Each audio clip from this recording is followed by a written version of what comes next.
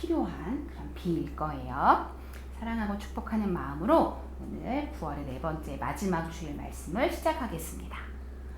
전도사님은요, 이번 주 중에 여기를 다녀왔어요. 여기 어디죠? 치과요. 치과는 생각만 해도 무서워. 이 치과 의자에 앉아서 누워있는 것만 상상만 해도 무서운데 이번 주 중에 전사님은 치과를 갔다 왔어요. 그래서 치료를 이제 시작하려고 하는 그런 상담을 받고 왔어요. 근데 그날 전사님에게 정말 되게 두려웠던 전도사님 마음에 힘이 되었던 게 있었어요. 무엇이었을까? 그날 원래 전도사님은 혼자 치과를 갔어야 됐어. 근데 목사님이 일정이 바뀌어서 전도사님을 그 치과에서 기다리고 있는 거야. 기다리고 있다는 전화를 받고 전사님 마음이 얼마나 기뻤는지 몰라요. 표현은 잘 못했지만 왜냐하면 전사님 마음에 정말 두려운 마음이 컸던 것 같아. 근데 목사님이 그곳에서 전사님을 기다리고 있다는 그 이야기가 막 정말 복음처럼 너무 기쁜 소식처럼 그렇게 들려서 전사님 목사님과 함께 치과를 들어가서 되게 평안하게 치과 면담을 하고 이제 치료를 시작하려고 해요. 얘들아, 너희들도 물론 당연히 부모님이 아프거나 어디가 뭐가 힘들거나 어려움이 있을 때 당연히 제일 먼저 달려와 주시고 제일 먼저 함께 해주시는 분은 부모님이며 가족일 거야. 그치? 그래 안 그래? 그렇지. 대답 크게. 그렇지. 맞아. 예준이 예성이도 말씀 듣고 있다면 그렇죠. 맞아요. 분명 부모님이 가족들이 제일 먼저 너희들이 어려운 그 상황에 제일 먼저 달려와 함께 해주실 거예요. 이 메시지를 전사님이 오늘의 말씀의 메시지로 바꿔봤어. 따라해볼까? 아픈 이들과 동행하고 함께 기도해. 얘들아, 동행이 뭐야? 같이 함께 가는 거지. 함께 어디를 가고 함께 있는 그게 바로 동행인데 특별히 아픈 이들, 이 아픈 이들은 몸이 아플 수도 있지만 마음이 아플 수도 있고 삶이 아프고 어려움이 있는 이들이 있을 수도 있어. 아픈 이들과 동행하고 함께하고 그리고 뭐 한다고? 함께 기도해. 그를 위해 기도해주고 나를 위해 기도해주고 우리를 위해 기도하는 서로를 위해 기도하는 이 메시지가 전사님이 치과를 다녀오며 목사님과 동행하며 받았던 힘, 지금 현재 몸이 불편하고 힘든 가운데 있는 우리 하단 친구들의 부모님에게 또 부모님이 우리 친구들에게 갖고 계시는 아주 중요한 하나님이 주시는 마음, 아픈 이들과 동행하고 함께 기도하는 것, 이것이 오늘 우리에게 주시는 말씀의 메시지예요. 우리는 예레미야 선지자는 알겠는데 애가는 뭘까요? 지금 우리가 예레미야 말씀이 다 끝나고 예레미야 애가를 지금 말씀 중에 가고 있는데 애가는 뭘까? 그냥 생각해봐. 이 가는 뭘까? 노래? 이 애는 그럼 뭘까? 한자를 잘 모르겠지. 어렵지. 이 애가는 따라해봐. 슬픈 노래. 예레미야가 부르는 슬픈 노래란 뜻이야. 예레미야가 왜 슬픈 노래를 부를까? 예레미야가 지금 뭐 하고 있어? 울고 있지. 눈물 짓고 있지. 예레미야의 별명은 눈물의 선지자라는 그런 별명이 있어. 그럴 만큼 눈물을 많이 흘리는데 그냥 뭐 어디가 아파서 뭔가 슬픈 일을 당해서 뭔가 힘들어서 그래서 오는 그런 단순한 눈물이 아니라 민족을 위한 남유다 백성을 위한 하나님의 자녀들이 지금 하나님의 뜻대로 살지 않고 내 마음 내 뜻대로 바벨론에게 항복하지 않고 하나님의 뜻을 불순종하며 살아가는 그 민족을 보면서 그들이 하나님께 돌아오기를 그들이 하나님께 향하기를, 그들이 회개하고 하나님 자녀로 다시 살아나기를, 그렇게 그런 아픈 마음으로 그들을 위해 눈물을 흘리며 부르는 노래가, 따라해보자. 예레미야 애가.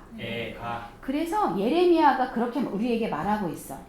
효진아, 하율아, 예준아, 예성아, 아픈 사람들과 함께 있어주고 아픈 사람들 위해 함께 기도하는 게 하나님이 기뻐하시는 거야 라고 우리에게 말씀하고 있어. 우리에게 사랑하는 가족들이 있지. 가족들과 함께 지내는 동안 항상 좋은 일, 항상 하하하하하 이렇게 웃는 일만 있을까? 에이씨, 화나는 일도 있을 수 있고, 짜증나는 일들도 있을 수 있고, 속상한 일도 있을 수 있고, 너무너무 어려운 일들도 있을 수 있어. 지난밤 열이 오르지 않기를 예성이를 위해 간절히 기도하셨을 부모님이시겠지만 어쩌면 예성이가 열이 났을 수도 있어요. 또 예준이 형이 오랜 시간 동안 기침하면서 지금 기침을 오래 하면 여기 폐도 아프거든?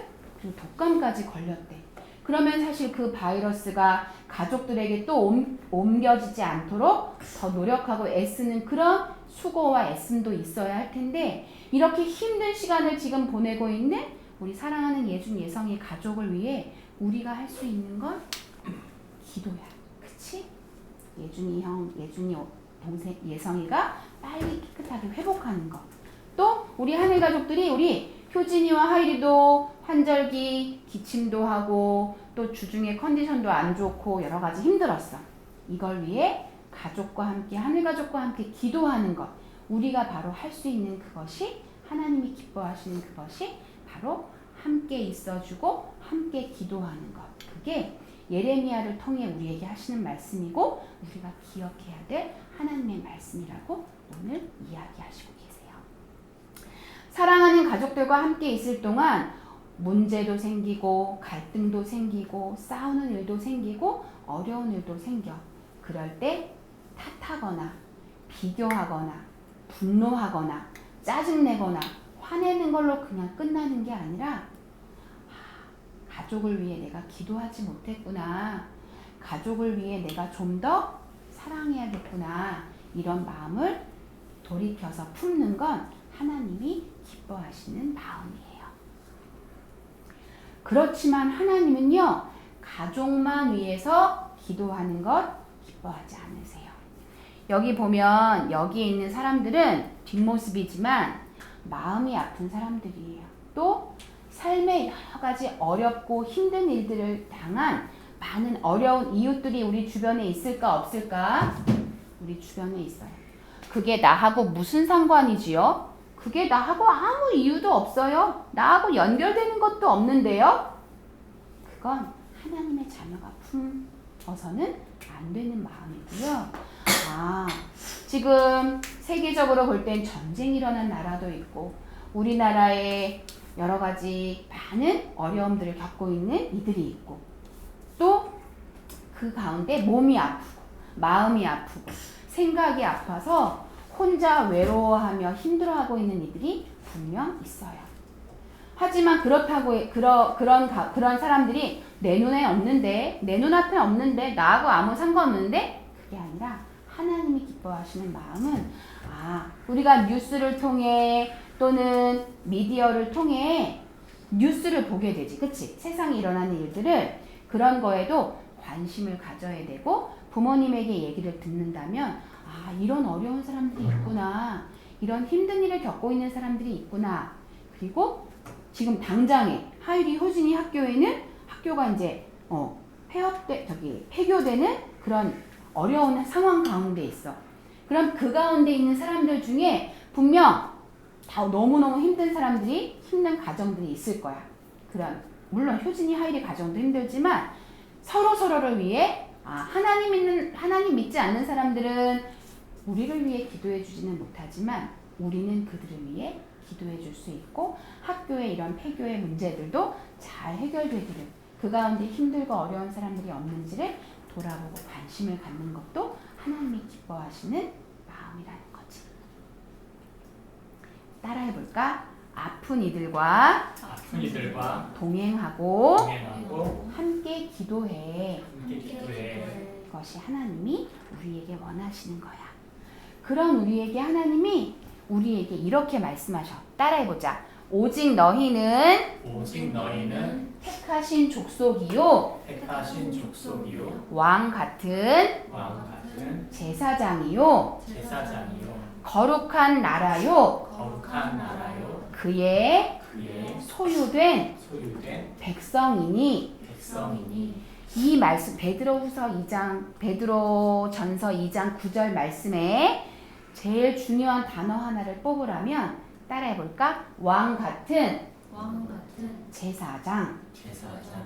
바로 이 제사장으로 이 땅에 오신 분이 계셔. 바로 예수님. 하나님이신 예수님이 이 땅에 오셔서 죄로 인해 죽을 수밖에 없는 죄의 바다에 빠져서 죽을 수밖에 없는 우리를 하나님에게 올라갈 수 있도록 하나님과 연결해 주신 그 분이 바로 예수님이시고, 그리고 그 예수님이 우리에게 대제사장으로 오셨고, 그 예수님이 우리에게 그 다음 이 제사장이라는 의미의 뜻은 따라해. 다리. 얘들아, 다리가 뭐야? 이 다리 말고 물론 이 다리도 징검다리. 징검다리 역할은 뭐야? 사람의 물 위를 걸을 수 있게. 물 위로, 그치? 이쪽 개울을 건너갈 수 있도록, 그치? 이쪽 마을에서 이쪽 마을로 건너갈 수 있도록 징검다리가 있어서 물 위로 우리가 걸 수가 없잖아, 그치? 그 다리를 밟고 그 돌다리를 밟고 성큼성큼 건너갈 수 있어. 건너갈 수 있는 다리, 그것이 바로 제사장이라는 의미가 있어. 그래서 하율 제사장, 효진 제사장, 예준 예성 제사장, 이건 뭐냐면 하나님께는 하나님, 우리 세상을, 우리 사랑하는 가족을, 우리 하늘 가족을 도와주세요 하고 하나님께 기도하는 사람. 또 그럼 우리가 다른 누군가를, 하나님, 이 사람이 너무 힘들어요. 이 친구가 너무 마음이 아파요. 하나님, 이 친구에게 만나주세요. 하나님, 저를 만나주세요. 하나님, 우리 할아버지 할머니 아직 하나님 모르세요. 하나님 믿으실 수 있도록 하나님 도와주세요. 하나님께 기도하고 또 사람들에게 하나님을 전하는 그런 하나님과 가족의, 하나님과 세상의 다리 역할을 하는 제사장. 그게 바로 효진, 하율, 예준, 예성, 우리 하늘가족 제사장이란 그런 의미예요. 그러면서 매일매일 예수님과 동행하는, 내 힘으로는 안 돼요. 나 혼자선 안 돼요. 우리가 매일 아침 큐티 말씀을 보면서 오늘도 하나님 말씀 붙들어야겠군요.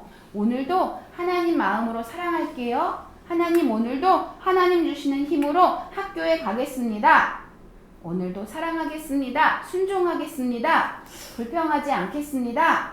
그런 마음으로 제사장의, 하나님과 사람을 잇는 제사장, 하나님의 자녀 하율이, 효진이, 예준이, 예성이 하늘가족들이 되기를 축복합니다.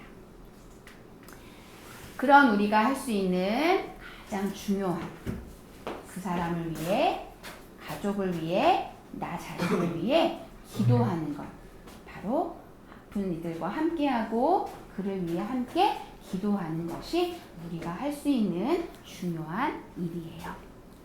그러면서 예수님이 우리 곁에서 우리의 눈물을 닦아주시고 우리를 토닥여주시는 그런 예수님의 사랑을 기억하며 우리도 누군가에게 위로가 되어주고 누군가에게 힘이 되어주는, 그리고 그를 위해 기도해주는 우리 하나님의 제사장 하율, 효진, 예준, 예성, 하담 친구들 되기를 축복합니다. 우리 이 메시지를 한번 같이 외쳐볼게요. 아픈 이들과 동행하고 함께 기도해. 우리 기도로 마치겠습니다. 검은색 기도, 빨간색 기도 우리 함께 번갈아가며 기도하겠습니다. 사랑의 하나님, 우리를 세상 속에서 하나님과 세상을 잇는 다리 역할을 하는 제사장으로 세우셨어요. 나만 중요하다고 생각하지 않고 하나님 주신 소중한 사람들을 품게 해주세요. 가족을 위해, 이웃을 위해 함께 아파하고 함께 기도하며 사랑하고 도울 수 있는 하나님의 마음을 우리에게 부어주세요. 힘든 가족과 이웃, 가까이에서 함께 있어주는 예수님의 사람이 되게 해주세요. 예수님의 이름으로 기도드립니다. 아멘. 자, 우리 한 주도 가족과 함께, 이웃과 함께, 친구와 함께 옆에 있어주고 기도해주는 멋진 친구들 되기를 축복해요. 우리 잠옷실로 가겠습니다. 예수님은 나의 왕, 예수님은 나의 왕, 살아계신 하나님 아들 내 마음에 모셔요. 어서 오세요. 예수님, 살아계신 예수님 오세요. 여기 내 마음에 함께 계세요. 나의 왕.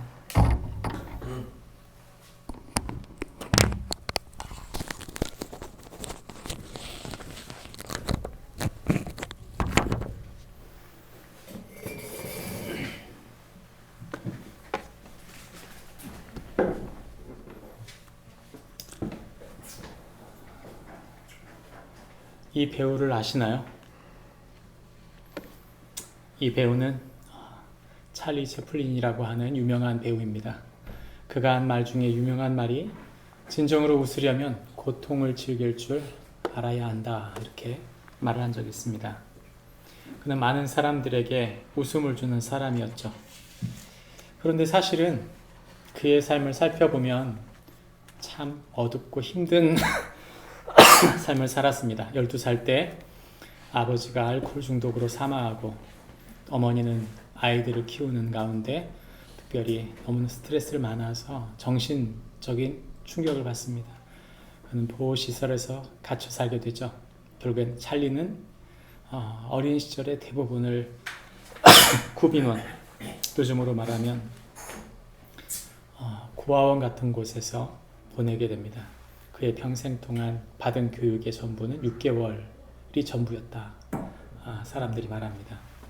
생각해보면 많은 사람들에게 웃음을 준 사람이지만 그의 삶은 결코 즐겁지만은 않았던 것 같습니다. 안타까운 건 뭐냐면 여러분, 우리가 이렇게 많은 고난을 받고 나서 더 기쁘게 잘 살면 좀 좋겠는데 찰리 채플린의 인생이 거기서 끝난 건 아닙니다. 그 이후에 또다시 찰리 채플린에게 슬픈 일이 옵니다. 그것은 그의 잘못 때문에 오죠. 그의 뒷이야기는 여러분 나중에 살펴보시면 알 것입니다. 중요한 것은 그의 인생이 고통 때문에 잘 연단받았으면 좋았겠건만 그러지 못한 채 또다시 어려움에 처해서 인생의 후반까지 어려움을 당했다는 것입니다. 고난이 많으면 좋다, 그 얘기를 하는 건 아닙니다. 중요한 것은 그 고난을 잘 이겨낸 사람으로서 고난을 깊이 주신 하나님의 고난이 무엇인지를 깊이 생각해 보아야 한다는 것이죠. 성공하고 난 다음이 더 큰 위기가 오게 됩니다. 찰리 채플린이 그랬던 것처럼요. 그런 의미에서 우리가 고난을 한번 잘 통과했다고 끝나는 문제는 아닙니다. 고난을 잘 통과하기 위해 우리가 필요한 것이 있다면 그것은 오히려 고민하는 삶입니다. 그 고난 속에서도 고민하면서 길을 찾아가는 것이죠. 그것이 우리의 참된 인간성을 회복하는 일이기 때문입니다. 고난 속에서 하나님은 우리에게 고민하라고 말합니다. 왜 그 고난을 주셨는지, 왜 아픈 현실을 주셨는지, 이 고난이 내게 무엇을 말하는지를 정확히 알지 못하면 우리가 엉뚱한 방향으로, 그것을 비록 극복했다 하더라도 엉뚱한 방향으로 또다시 흘러갈 수 있기 때문입니다. 어떻게 하면 고통의 현실에서 우리는 하늘의 지혜로 이 고통을 오히려 하나님의 뜻을 이루어가는 주님의 사람들로 우리 자신을 세워갈 수 있을까요? 고통의 현실에서 우리는 어떻게 해야 할까요? 오늘 우리의 삶의 방향이 그저 본능대로, 내가 그저 원하고 세상이 원하는 대로 사는 것이 우리의 인생이 아니라 이 고난 속에서 하나님의 계획이 무엇일까, 하나님의 뜻이 무엇일까 고민하는 가운데 우리가 주의 뜻을 찾기를 원하는데, 그 말씀을 우리가 예레미야 애가 말씀에서 찾기를 원합니다. 예레미야 애가 3장 1절부터 6절 말씀에서 그의 답을 찾습니다. 나눠서 읽습니다. 여호와의 분노의 매로 말미암아 고난 당하는 자는 나로다. 나를 이끌어 어둠 안에서 걸어가게 하시고 빛 안에서 걸어가지 못하게 하셨으며 종일토록 손을 들어 자주자주 나를 치시는도다. 나의 살과 가족을 세하게 하시며 나의 뼈들을 꺾으셨고 고통과 수고를 쌓아 나를 애우셨으며 나를 어둠 속에 살게 하시기를 죽은 죄 오랜 자 같게 하셨도다. 아멘. 우리가 읽은 성경 본문은 6절까지의 본문입니다. 사실 이 본문은 6절까지 읽어야 될 본문이 아니라 24절까지 읽어야 되는 본문인데 제가 6절에서 너무 길어서 짧게 잘랐습니다. 이 3장에 있는 이 부분을 한마디로 줄이면 이렇게 말할 수 있습니다. 같이 읽어볼까요? 시작. 성도는 자기의 현실적 고통을 있는 그대로 하나님께 가지고 가는 자이다. 예, 오타를 넣었네요. 성도는 자기의 현실적 고통을 있는 그대로 하나님께 가지고 나가는 자이다. 성도는 자기의 현실적 고통을 있는 그대로 하나님께 가지고 나가는 자이다. 우리가 읽은 성경 본문의 이야기는 현실적 고통에 대한 이야기입니다. 누구도 고통을 좋아하는 사람은 없습니다. 그러나 우리가 원하지 않는다고 해서 고통이 찾아오지 않는 것은 아닙니다. 고통은 언젠가 반드시 찾아옵니다. 그것이 건강의 고통이든 관계적 고통이든 물질적인 고통이든 어떤 고통이든 우리는 그 고통을 경험하게 되어 있습니다.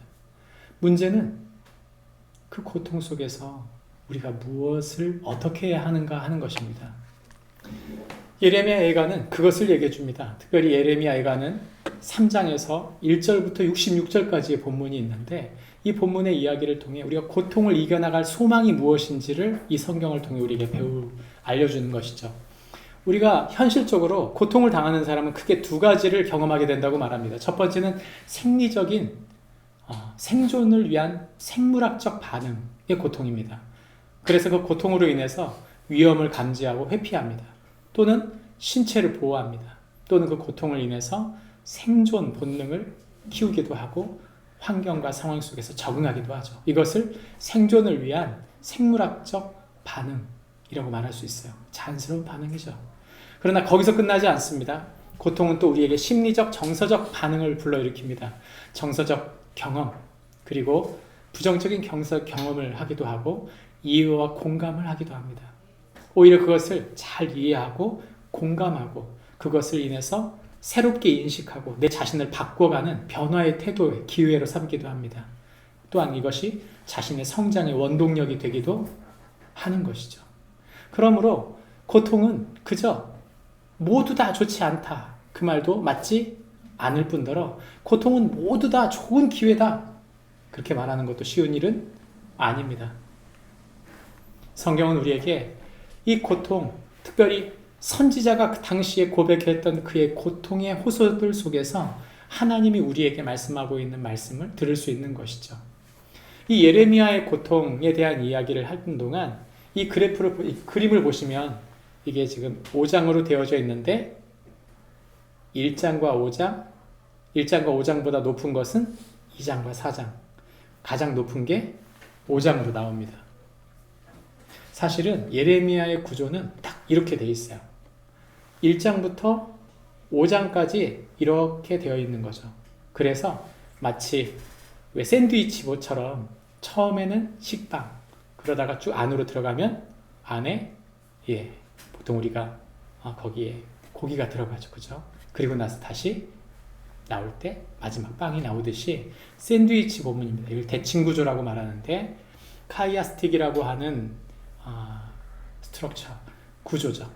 우리에게 주시는 이 말씀은 사실 오늘 성경 본문은 우리에게 어떤 말이냐? 단팥빵 중에 안고 같은 본문이에요. 제일 핵심적인 본문을 이야기하는 것입니다. 그래서 고난 중에 우리는 어떻게 해야 되나라는 질문에 답하고 있는 것입니다. 세 가지를 말할 수 있습니다. 첫 번째는 함께 고통받고 함께 기도하라. 두 번째는 하나님의 자비와 성실을 바라보라. 세 번째는 하나님의 갚아주심을 기대하라는 것입니다. 오늘 우리가 읽은 성경 본문의 첫 부분 1장 1절부터 거의 한 24절까지의 본문의 이야기는 우리에게 말합니다. 함께 고통받고 함께 기도하라고 말합니다. 우리가 읽은 성경 본문의 내용은 보시면 이렇게 얘기해요. 여호와의 분노의 매로 말미암아 고난 당하는 자는 누구다?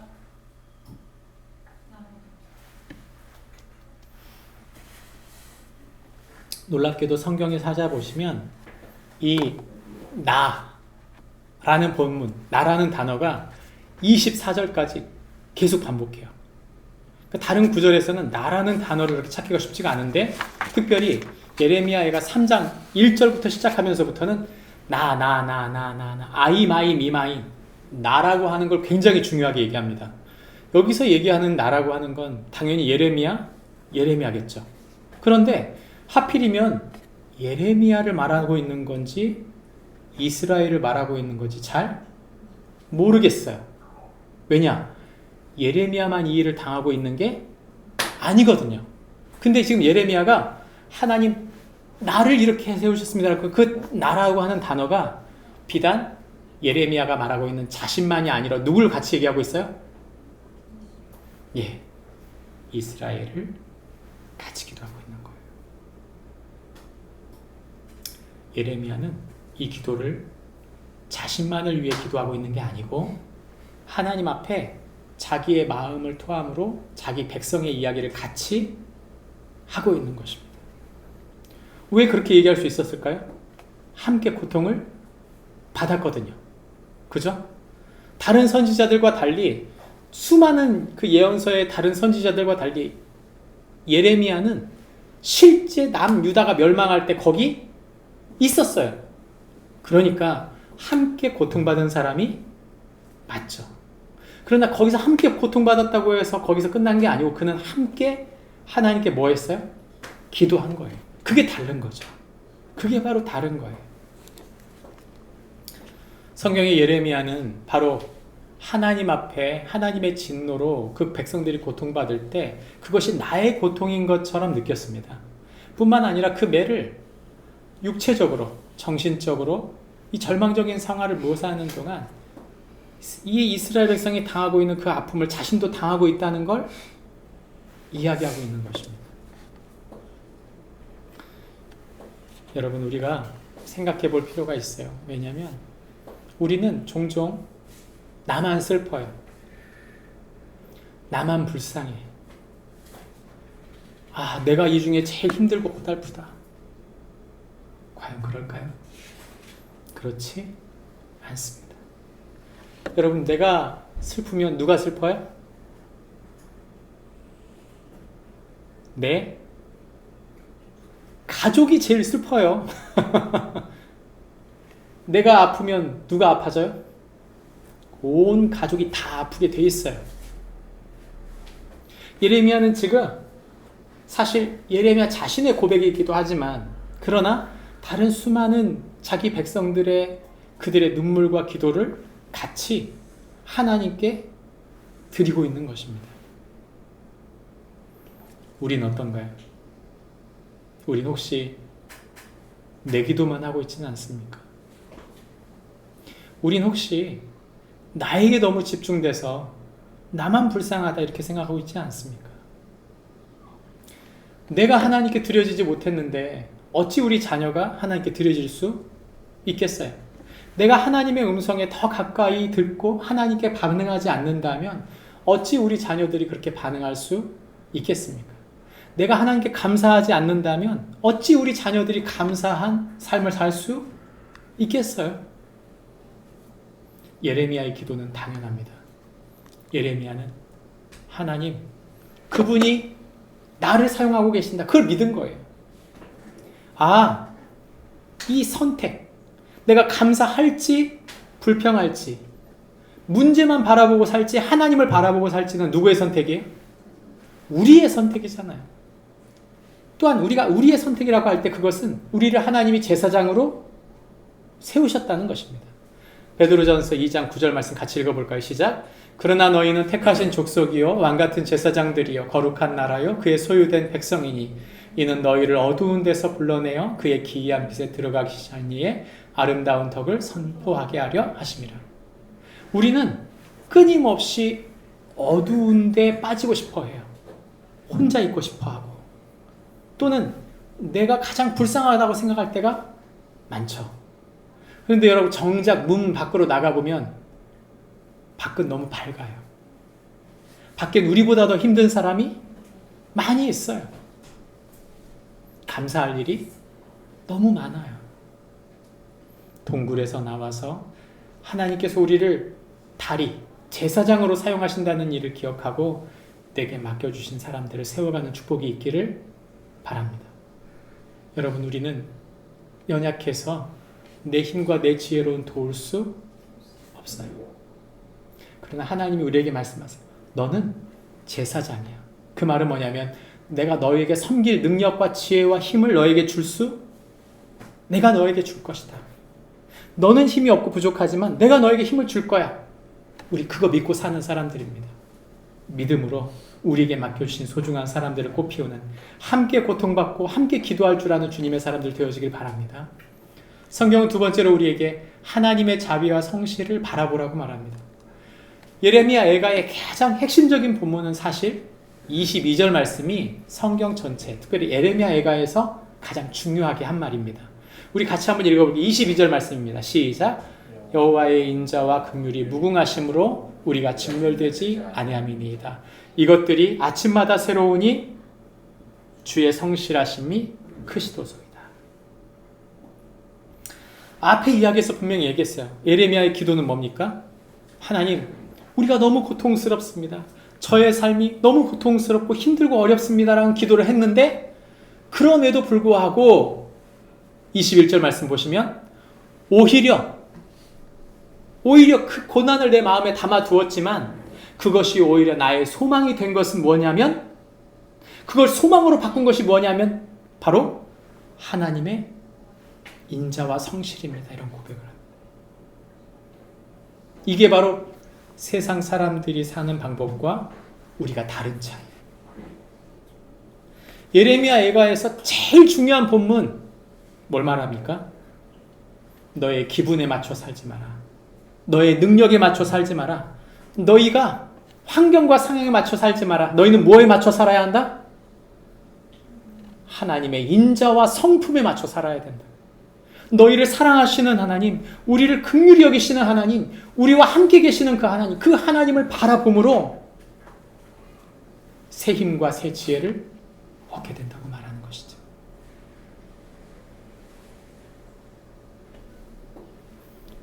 예레미야는 진짜 그렇게 말합니다. 그래서 24절에 여호와는 나의 기업이시니 그러므로 내가 그를 바라리이다 말합니다.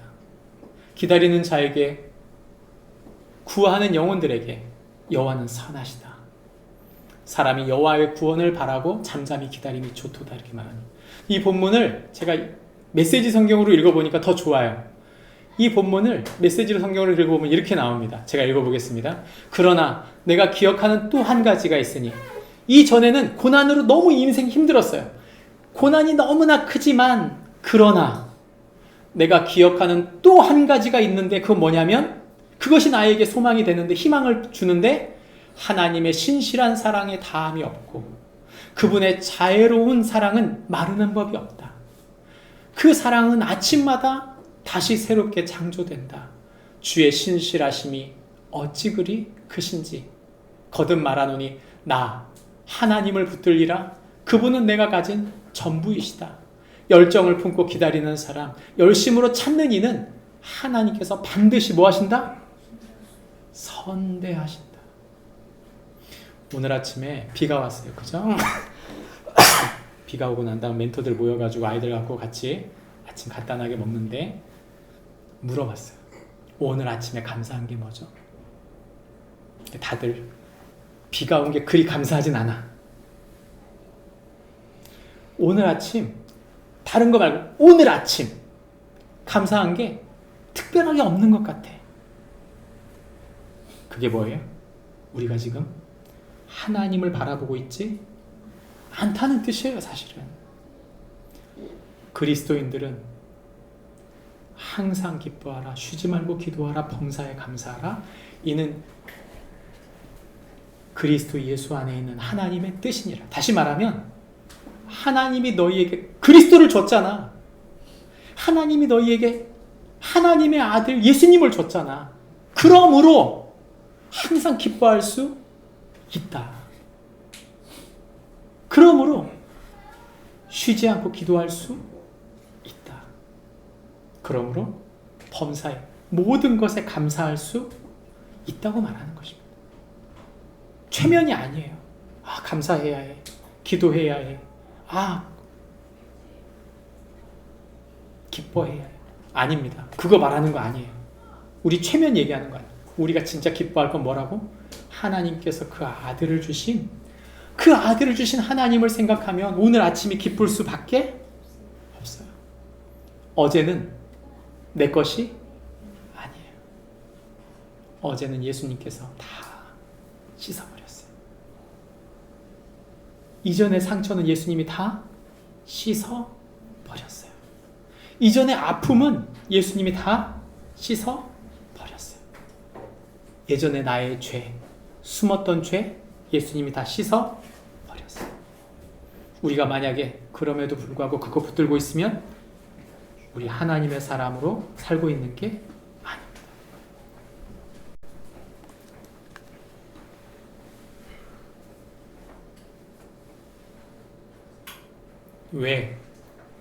왜 우리가 소망이 있는가? 예레미야는 선명하게 말합니다. 27절에 잠잠히 소망하며 하나님의 도우심을 바라보는 그 사람은 복되다. 젊은 시절 고난을 겪고 끝까지 견디니 그 사람은 복되다. 저는요,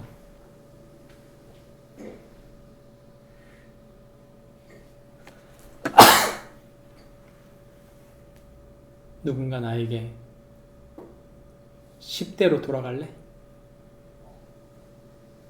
저는 안 간다고 할 거예요.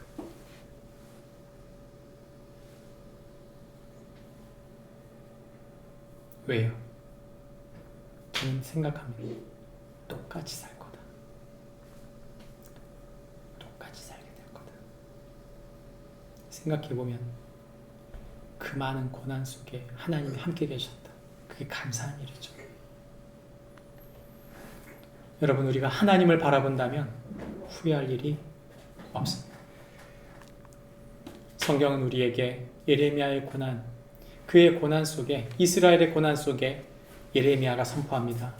하나님을 바라보아야 한다. 예레미야의 현실은 다 잃어버린 거예요. 나라 전체가 잿더미가 됐어요. 예루살렘 성은 다 타버렸고 거기 있는 백성들은 다 잡혀가 버렸고 이제 남은 소수의 인원들조차도 우왕좌왕 길을 잃어버린 사람들입니다. 소망을 잃었어요. 눈으로 볼 때 소망을 잃은 것 같아요. 그런데 놀랍게도 예레미야는 이 예레미야 애가 속에서 누가 우리의 소망이시다? 하나님, 그분이 우리의 소망이시다. 그걸 믿는 것이죠. 예레미야의 애가의 이 소망, 그는 이런 소망을 갖게 된 이유가 있다고 말합니다. 왜 하나님이 소망이신데? 왜 하나님이 소망이야? 라는 질문에 28절부터 23절이 그 답을 줘요. 왜 하나님이 소망인지 보십시오. 28절을 말합니다. 삶이 힘겹고 짐이 무거울 때 홀로 있지 마라. 침묵 속으로 들어가라. 죄송합니다. 홀로 있어라. 침묵 속으로 들어가라. 바닥에 엎드려 기도하여라. 캐묻지 마라. 다만 나타날 소망을 기다려라. 고난으로부터 달아나지 마라. 정면으로 맞서라. 우리에게 최악의 상황이란 없다. 여러분, 하나님 우리가 하나님과 이 고난을 함께 헤쳐나가길 바라세요. 고난을 피하면 다시 고난이 반드시 찾아옵니다. 더 큰 고난이 찾아와요. 고난 앞에 누군가 사람 의지하지 마세요. 그건 도움이 아니에요. 사람이 우리의 도움이 아니라 하나님이 도움이시기에 그분 앞에 잠잠히 기도하며 기다리는 것입니다. 왜 그렇게 해야 되는가? 왜 하나님 앞에 서야 되는가? 바로 주님 때문이에요. 31절 말합니다. 주님은 한 번 가면 영영 돌아오지 않는 분이 아니시고 그분은 반드시 돌아옵니다. 그분은 엄하시나 또한 자애로우시다. 그분의 신실한 사랑은 무궁무진하며 동나는 법이 없다. 그분은 우리에게 고난을 주시며 난관에 봉착해 하는 것을 즐거워하지 않으신다. 하나님은 지금 우리가 고통하고 슬퍼하고 고난 속에 있는 걸 기뻐하지 않는 분이기 때문에 우리가 하나님을 바라보고 소망할 이유가 있다고 말하는 것입니다. 그리고 나서 우리가 우리의 마음을 하나님께 두면 어떤 일이 벌어져요? 그 다음에 하나님이 갚아주시는 것이죠. 그래서 34절부터는 하나님의 갚아주심에 대한 이야기가 나오는 것입니다. 생각해 보십시오. 하나님은 우리가 고난 속에 홀로 있길 바라십니다. 침묵하길 원하십니다. 기도하기 원하십니다. 기다리라고 말합니다. 달아나지 말고 맞서고 달게 받으라고 말씀하십니다. 왜요? 하나님은 그 고난 가운데 반드시 응답하시는 분이시라고 말하기 때문입니다. 예레미야는 어땠습니까? 예레미야는 그 아무것도 없는 잿더미 속에서 이 슬픈 노래를 부르는 동안 그는 신실하게 하나님을 바라보고 있다고 말하고 있는 것입니다. 한 사람만 그 소망을 갖고 있어도 그 가족이 살아요. 한 사람만 그 소망을 갖고 있어도 그 교회는 삽니다. 한 사람만 하나님을 바로 바라보고 그분을 소망하면 모두 살리는 제사장의 역할을 그 사람이 하는 거예요. 우리는 고난 중에 하나님을 바라보고 있습니까? 하나님, 그분이 우리의 진정한 도움이십니다. 그분이 진정한 우리의 소망이세요. 그분이 궁극적인 우리의 소망이에요. 돈도, 건강도, 힘도, 어떤 환경이나 상황이나 기회도 진정한 우리의 소망이 될 수는 없다는 것을 기억하십시오. 오직 하나님을 나의 소망, 우리의 소망으로 바라보는 축복이 있기를 바랍니다. 마지막 성경은 우리에게 하나님의 갚아주심을 기대하라고 말합니다. 아까 우리가 봤던 34절부터 마지막 절인 66절까지 말씀이 그 말씀인데 특별히 60절부터 66절 말씀 속에서 그 말씀을 우리가 볼 수 있습니다. 무슨 말입니까? 하나님, 우리가 이런 고통을 당합니다. 하나님 뭐 하십시오? 보복, 갚아주십시오. 보응, 당신이 응답해 주십시오. 이런 말이죠. 예레미야는 고난 속에서 부르짖음으로 당시에 예루살렘 백성들, 이스라엘 백성들을 잡아갔던 바벨론에게 보응해 주기를 간구합니다. 근데 우리가 하나님 갚아주시옵시오 이렇게 얘기할 때 꼭 기억할 게 있어요.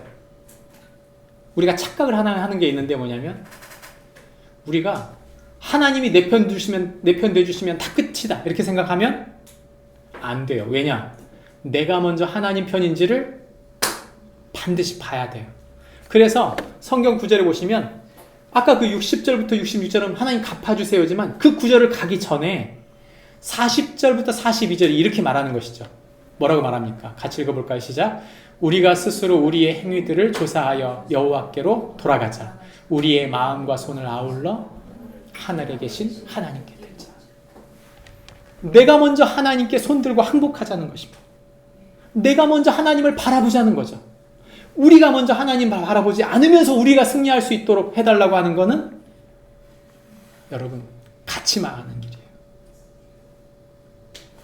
우리를 돌이켜야 하는 것입니다. 우리를 돌이켜야 돼요. 메시지 성경은 말합니다. 우리의 삶을 돌이켜보고 하나님 앞에서 다시 바르게 세우자. 우리의 마음을 다하여 손을 높이 들고 하늘에 계신 하나님께 기도하자. 그 기도가 뭐예요? 우리는 반역했고 마음대로 행동했습니다. 주께서 그런 우리를 용서하지 않으셨습니다. 그대로 고백하는 거죠.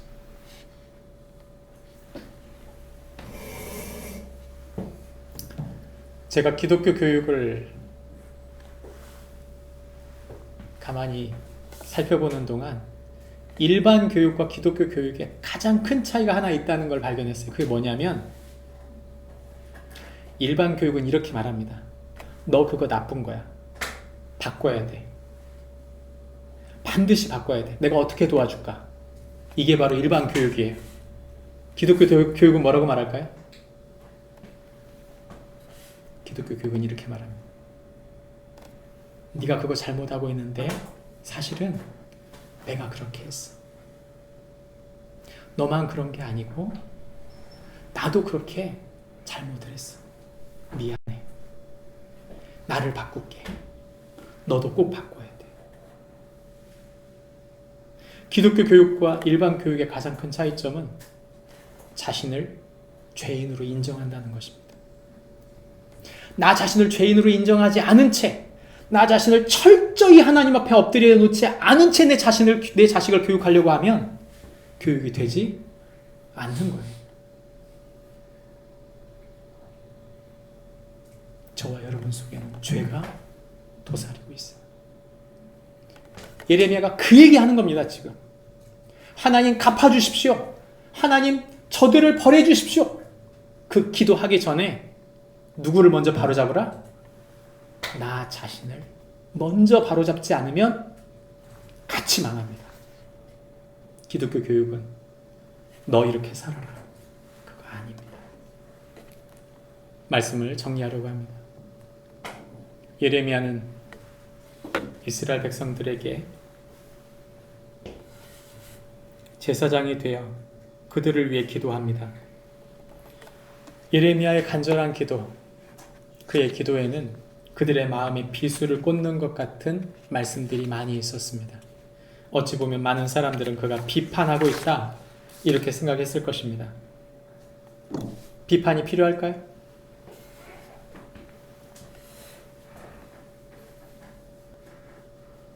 당연히 비판이 필요합니다. 그러나 비판받기 전에 먼저 헤아릴 줄 알아야 됩니다. 헤아린다는 말이 무슨 말입니까? 깊이 들여다본다는 뜻입니다. 깊이 들여다보고 그것을 품을 마음을 갖고 있어야 돼요. 품지 않으면서 지적하고 방법을 제시하고 그거 하지 않았다고 윽박지르면 아무것도 변화되는 게 없습니다. 예레미야는 여기서 울고 있어요. 예레미야는 자신의 죄로, 우리의 죄라고 표현했잖아요. 우리의 죄입니다. 사람들을 헤아리고 그들을 세워갔던 것이죠. 예수님은 우리가 연약하다는 사실을 잘 알고 있습니다. 기독교는 비판의 종교가 아니고 사랑의 종교입니다. 사랑할 마음이 없다면 비판하면 안 됩니다. 돌이킨 사람, 죄를 회개하고 돌이킨 사람을 품을 줄 아는 것이 기독교이지, 돌이켰음에도 불구하고 품지 않는 것은 기독교가 아닙니다. 예수님은 우리를 품으신 분이십니다. 고통의 현실 속에서 우리가 어떻게 살아야 합니까? 성경은 말합니다. 함께 고통받고 함께 기도하라. 성경 우리에게 말합니다. 하나님의 자비와 성실을 바라보라. 성경 우리에게 말합니다. 하나님의 갚아주심을 기대하라.